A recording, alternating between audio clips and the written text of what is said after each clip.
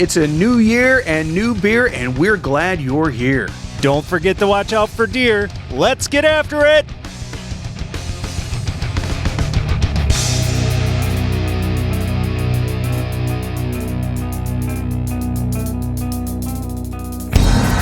Welcome to Driftless Drinks. My name is John. My name is Mark.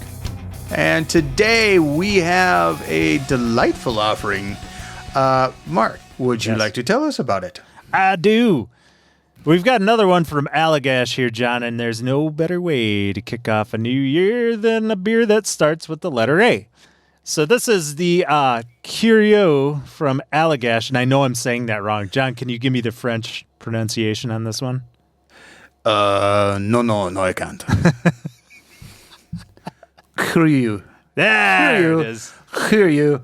Something like that. I'm terrible at it. I'm a Cajun boy, not a French guy. I know nothing about this language. All right, so I'm going to call it the Curieux. It's the go. Curieux from Allagash, and I am holding up the bottle here, and I'm going to go around this thing quick. Very subdued labeling, but I like it. It's like old school, classy.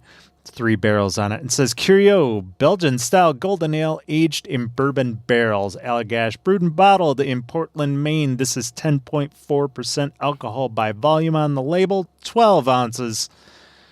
And let's see what the notes are here as I turn it to the side. It is bourbon and vanilla notes are accentuated by a hint of coconut. Curieux is made by aging our triple and oak bourbon barrels and then blending it back with a portion of fresh triple. This balanced golden beer was our first foray into barrel aging back in 2004.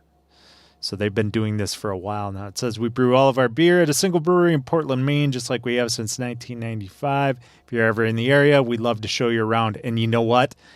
When we get in the area, totally taking these guys up on it. 100%. Oh, yeah.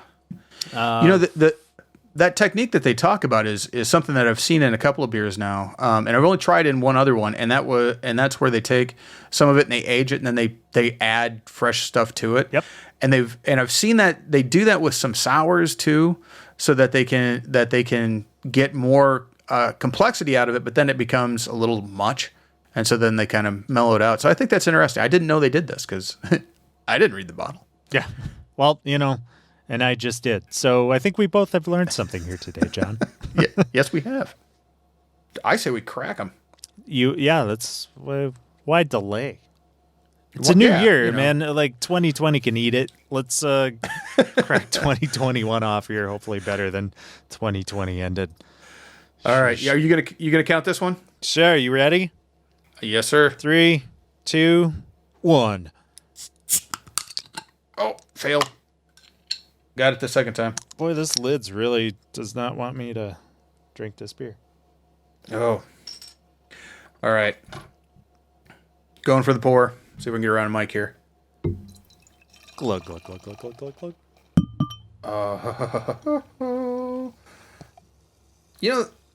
Other than drinking it, this is my favorite part of beer, is pouring it. Ooh. I got some naughty bits floating around in here. Do you? Oh, you know what? I've got plenty of stuff floating around in there too. I'm not going to let that deter me. No, not even a little bit. I'm going to go ahead and hold it up to the light. It is that beautiful golden color. You know what that reminds me of? It reminds me of the center of a daisy. Ooh. Well maybe put, just sir. Maybe a little darker than that, but just about there. It's a beautiful golden color. Yep, and really fine kind of sediment stuff poking up from the bottom of from the bottle. I'm actually taking another look at the bottom of here. Oh yeah, that's a good thing for what we ran into last year. I got a little bit of sediment at the bottom. Yeah. But it looks like normal sediment. You know what I mean? It doesn't look like this beer is 4 years old sediment. No, it doesn't look like, it knows martial arts. Nobody will get that. But you know what I'm saying. So I started off with a really nice head on that, and then we take a break to take a picture for Instagram, which if you're listening to this, maybe you saw, and if you haven't, hey, follow us on Instagram because, we send out the beers ahead of time. You know where it's coming up, and we send stuff that we don't drink too. some cool stuff. Anyway, We I had a stuff that we don't drink. No, that we don't cover on the podcast or the It was like everything I put on Instagram, I drink, John. I don't know about you. I'm not pouring them out afterward. No, that's true. Yes, I'm agreeing with you. Yeah, I drink what we put on Instagram, but not everything we put on Instagram shows up in the podcast or in the video. See what I did here? I led John into over-explaining the situation. I didn't think I was a mansplainer, but apparently I am to anybody who'll listen. No. Oh, God. I'm just giving you a hard time, man. I knew I could lead you into it, though. Like, oh, yeah. We're starting to develop some really good chemistry. Which, I'm a halogen. I bond with anything, anything you throw at me, I'm going to go with. That's kind of how that works. So this had a fairly good head on it before we took the Instagram picture. And now it's settled down to a pretty mellow, just a little tiny bit of lacing. It's pretty nice, actually. So speaking of the head on here, you know what's going on in my glass right now that I'm actually enjoying? Is that it's very fine bubbles that are starting to creep up around the edges. Yeah, just like that. Yeah. Like that. Yeah. And I'm really enjoying that. And I think the longer we let it sit, the more that's going to accumulate on the sides there. I enjoy the fine bubbles kind of stacking up with a little bit of pillowiness around the edge, around the ring. Mm-hmm. Now, this isn't the first time we've had this. Have you noticed in other bottles the particulates in this thing? Because I haven't. First one I had no, but every one since I have, yes. Oh, have you? Okay, so full disclosure, this is not our first time to the well on this beer.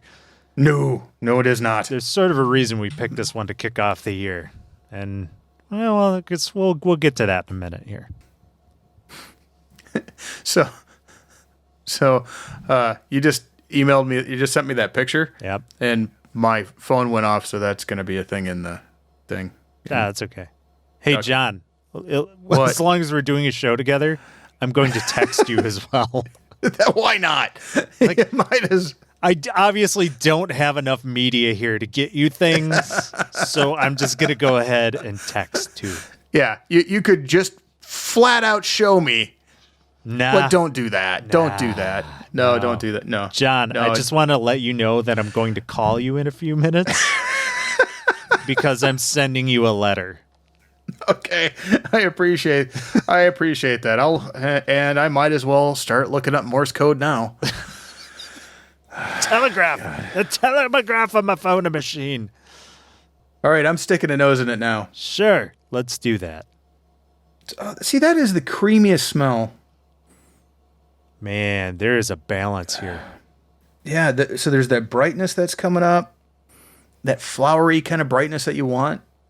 Yeah, light fruit. It's like a light fruit, honey, and then you get just a hint of barrel. Mm-hmm. If there was such a thing as nose feel, this would be a smooth nose feel. I am not sticking my nose in it. I believe you just invented it, John. It's nose feel. Oh, wait a minute. I'm going to try We're going to add a 6 point to beer tasting. Somebody get Randy Mosser on the phone. Right, Randy Mosher. Sorry, my bad. Somebody get Randy Mosher on the phone. John has just invented nose feel.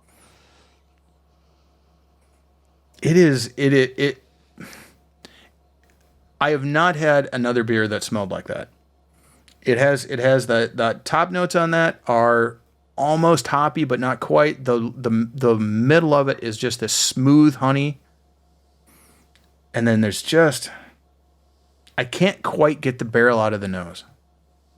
I'm not quite getting it on my end. It almost comes off as like a touch sour. It's interesting. I'm getting a little butterscotch out of it. Oh, I see. I think that honey sweetness is where I'm coming up with that. Yeah, the nose on it is really, really interesting and quite inviting. Not gonna lie. There's not a lot of noses on beers where I'm like, I just want to nose feel it, but this one I would jam a face into a vat of it. All right, I want to take a drink of this. I'm done smelling it. So yeah, now that we smelled at the head, coming back to it, it is entirely marshmallowy on top. Pillowy. Very soft, pillowy. All right. John wants to drink this. I can't hold him back any longer, ladies and gentlemen. I'm going in. Oh, if all golden ales tasted like that. Oh my God. We drink a load of golden ale. Oh God, that is good stuff. There's so it's super smooth. So the first thing that comes off of this for me is the mouthfeel. Yep. Because it is just smooth and glassy and has a bit of viscosity to it that makes it super pleasant. Yep. Without being heavy. For a light beer, it's velvety for a light beer, if you can imagine that. Yeah, and by light, it's not like low calorie. It is light as in light colored. Yes. Colored. Color-wise. Yeah. And it's not light as in alcohol by volume. No, 10.2% ain't light. No. But you're right. It is. There's a really amazing subtleness to how the mouthfeel really sits. There are not a lot of beers that really can pull that off, like just any style of beer, right? Right. And the way that this one pulls it off is particularly of note.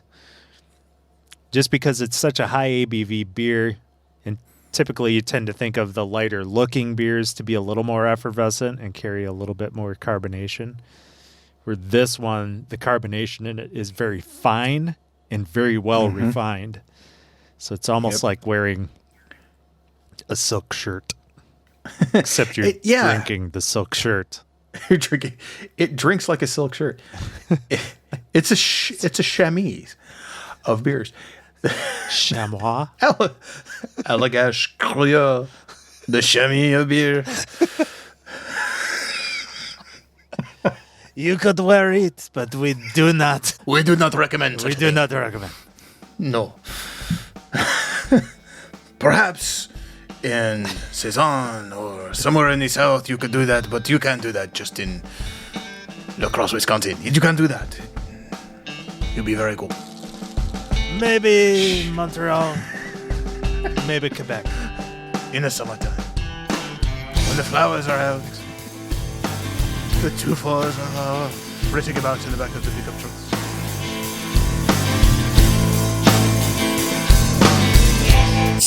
John has lost his mind over this beer. Oh, God. So the taste is very sweet.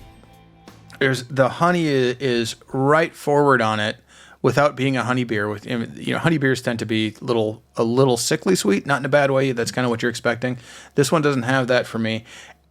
And the barrel aging. So we've had enough barrel aged beers that we can detect that's the thing that's driving the mouthfeel on this. There's like 2 grain blends that they use for this thing. So it's not a lot in here, to give it that rich. They're not using oats or rice or something else that might do that. They're doing it from the barrel aging, but then that extra stuff, that extra hit of fresh stuff that they're adding is the thing that kicks it up and makes it really accessible. So yeah, the balance on this is just incredible.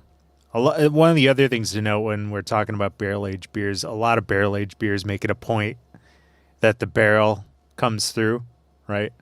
So beers that have been re-aged in bourbon barrels, they're a lot of times, not all of them, but a lot of times there's that very sharp point of, oh yeah, there's whiskey in here, right? Right. This one is very subtle, and it's a back note to it. You can still get there with it, but it doesn't. It does not come to the forefront, right? Like the barrel aging, like you were just explaining, really fortifies this beer instead of being the star of the show. it's really just the catalyst to make everything else in it work, which I find there's a lot of nuance with it, but it's very, very creatively done. Yeah, that's the beauty of this thing. That barrel, I can get just the hint of bourbon, but not until I've had a couple of sips of it, and it's still sitting way in the back. Yep. So yeah, it's beautiful. Never overpowers it. Yeah. So the website, what they're coming back with is aging our award-winning golden ale in freshly emptied bourbon barrels, layers the beer with notes of vanilla, caramel, oak, and a hint of bourbon, which they mentioned on the bottle. First brewed in 2004, we'll mention that. And then remains their most popular barrel-aged beer. They have other barrel-aged beers? Okay. Was that exactly what was on the bottle? To Maine. How do we get to Maine? To make this beer, we age our triple in bourbon barrels for approximately 7 weeks. And we had the triple. That was in episode 201. Go ahead and listen to all the episodes, folks. Yeah, and go ahead and buy that beer, too. Absolutely. That is a highly recommend as well. Yeah, if you have not listened to our take on that one, I had not had anything by Allagash at that point, and you'll get a pretty honest response to that triple. So then after the approximately 7 weeks, after that time, they blend the barrel-aged beer with a portion of the fresh triple to bring out the beer's notes of passion fruit and honey. And then, that sounds... The thing about this is that I thought this was going to be different than the bottle, and it's saying the same thing in a different way. Really? I was looking at the two. It's like, it doesn't say exactly the same thing. And then the details for this thing is they're using Allagash 2-row malted barley blend, local pale malt. There's 2 hops. They're using Nugget, which I've had before, and Hallertau, Hallertau. I haven't seen that one before, so I don't know what that is. They're using a house yeast. And they say ideal within 18 months. And my bottle here says bottled on 6/11/20. Okay. At 17:05, just to let you know what time. Oh, they were working overtime that day? Well, 5 minutes. Well, that 18 months is apparently down to the minute. I like that. Mine was bottled on 4/16/20. Oh, really? Yeah. So I got 10 o'clock in the morning, 10:06 to be exact. Everything you had said about this stands. I mean, when you get through it, there's that subtle balancing of the carbonation with the barrel aging. It adds a little bit of the barrel to it, those slight hints of vanilla. And the charred oak, it always blows me away, right? It's just the subtle honey and the light fruit and all of these things kind of come together now with the barrel aging. It's just such a great beer. There's, I guess if I had a rating system, I would call this, good. Not to put too fine a point on it. Yeah. You should seek this out.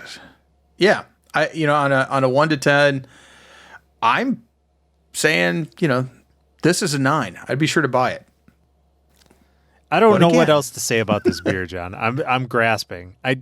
There's nothing else I can say other than if you haven't had it, go f***ing buy it, because it is absolutely delicious. And considering how long it's been around and how long Allagash has been around, like, this is art in a glass. Mm-hmm. It truly this is. Beautiful. You have to experience it. Yeah, I've got nothing.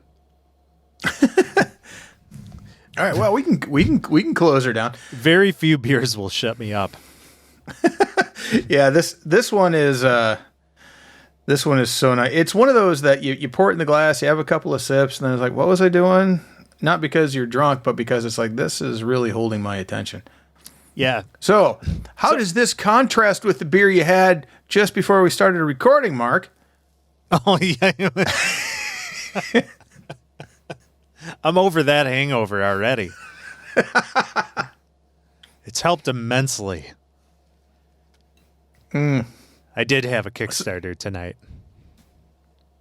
Did you really? Spoiler alert. It's cheaper than water. Oh, no, that's Bud Light. He's got a case of water.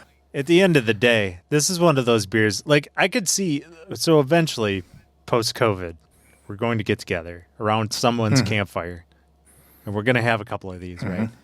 And here's what's going to happen. Like I think about this when I have this beer. Like, when the two of us can share this beer together, conversation will stop at some point. And we will just go on quietly enjoying this beer together without saying a word for like 15 minutes. Yeah, it is definitely one that captures your attention and gives you happy feelings. That was Curieux from Allagash Brewing Company out of Portland, Maine. We like it very much. So be sure that if you haven't subscribed yet, do that. Make sure that you also, if you would, go ahead and give us a review on iTunes so other people can find this a little easier. We're on Instagram, we're on Facebook, and we have a YouTube channel if you want to actually see our beautiful faces as we try beers in front of you that we hope you're having with us. Yes. So. You know what? Send us some beers. We'll send you some glasses. And by the way, those are tulip glasses, not like reading glasses. I need my reading glasses. Right. But you can have some of my tulip glasses.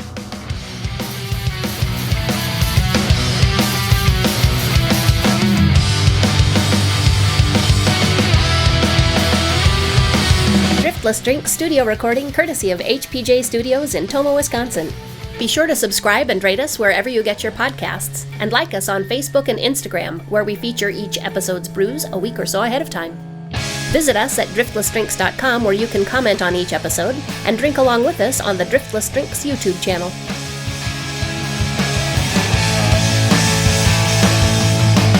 That's it for this episode of Driftless Drinks. My name's John. I can't think. My name is... All right. I'm having way too much fun with this beer, John. It is. In my happy place. My name is Mark. And keep a cold one handy for us.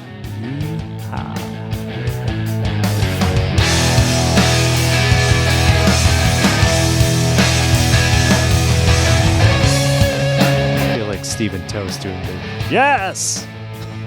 Oh, here.